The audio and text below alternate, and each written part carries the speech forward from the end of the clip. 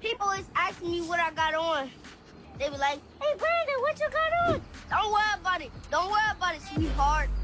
Don't worry about it, sweetheart. Invis is everything braces isn't. More comfortable, fewer emergency appointments. Invisalign. We are back with this week's DGDG.com feature story. Tonight we feature Daniel Zabronsky, the super smart, fearless diver from Campolindo High School. Daniel is doing great things on a diving board, but his greatest accomplishment might be his work with young people in Colombia.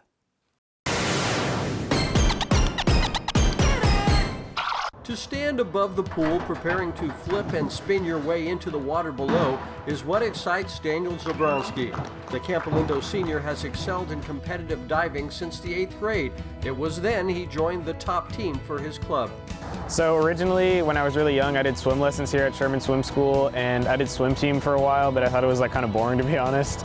And I've always had a trampoline, and I was into trampolining and doing flips and stuff, and I would see the divers here, so I decided to try doing the lessons in middle school, and I really enjoyed it. And ever since then, in 8th grade, I got moved up to the actual competitive club team, and ever since then, I've been high school varsity, participated in all the meets, and just have a great time. Yeah. Well, Daniel, when he started out, he was a typical young boy diver. He was just interested in having fun, and his form, it needed a lot of work.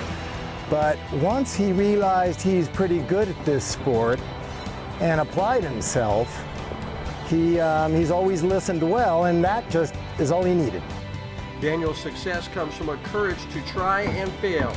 In diving, when you fail, it can hurt. Yeah, I'd say I'm pretty mentally strong with those. I've had plenty of smacks, but usually smacks, misses, just stuff like that. But usually I just get right back up and do it again if I'm learning something new, or if it's something I'm struggling for a while, I'll just keep doing it until I can finally get it right. And it's just really satisfying. It's even more satisfying if I've been failing it for a while, or I smacked really hard and then I do it right. To get better takes a lot of work, but the level of practice has changed. So before Corona, it was different because we didn't have to do the pods. Now it has to be separated within 2 groups, but I would do every day of the week, Monday through Thursday for 2 hours, and then Saturdays for 2 hours, and then it would be Sunday drylands for an hour and a half.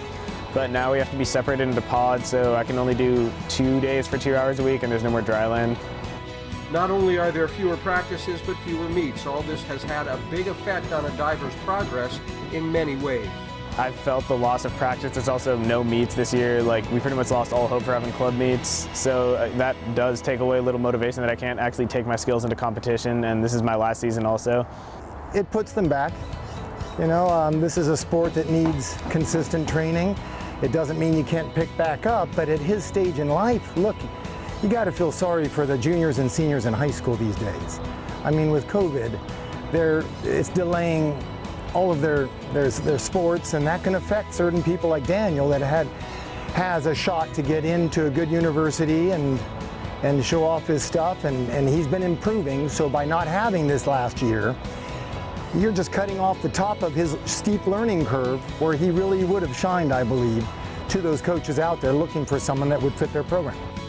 Daniel has lost his chance to earn a college scholarship for diving. He hopes to be able to walk on at a top academic school. Daniel has a 4.89 GPA. I'm talking with a lot of coaches. I've had many phone calls and stuff, but a lot of coaches, especially for men's diving, are having not recruiting very much. A lot of the schools I talked to the coaches with just recruited 0 divers, maybe a couple swimmers to the whole swim team. So I hope to still do that, but it's been a challenge.